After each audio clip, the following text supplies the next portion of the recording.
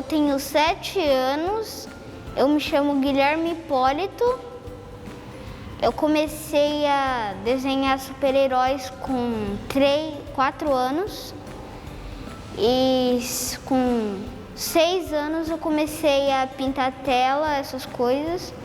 E agora eu tô numa exposição expondo meus quadros.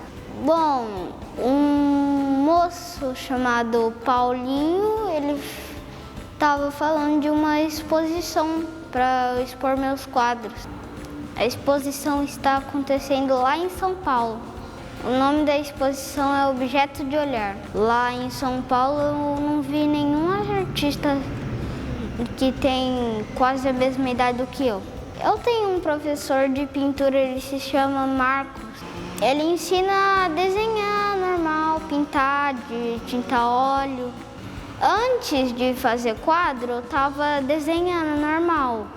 Aí eu comecei a pintar quadro lá no ateliê dele. Deste, eu assoprei com um palito assim. Aí ele foi espalhando a tinta. Eu comecei pelo esse marrom escuro aqui, fazendo assim.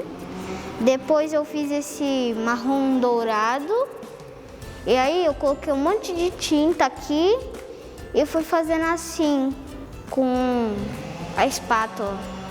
Esse eu comecei fazendo o sol. Depois eu pintei o amarelo limão. Depois eu fiz o amarelo ouro aqui desse lado. Depois eu fiz a tinta cerâmica aqui em cima. Aí eu comecei fazendo igual embaixo.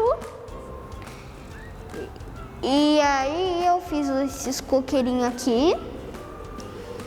Depois eu fiz o sombreamento do sol. E aí eu fiz esses 3 coqueiros. Depois as aves. E depois o barco. É a minha primeira vez que eu vou na exposição. Então, gente, se alguém quiser ir na minha exposição Objeto de Olhar, pode vir. Todo mundo está convidado. Quem quiser vir, pode vir. Aqui em Campo Limpo Paulista, a cultura vive.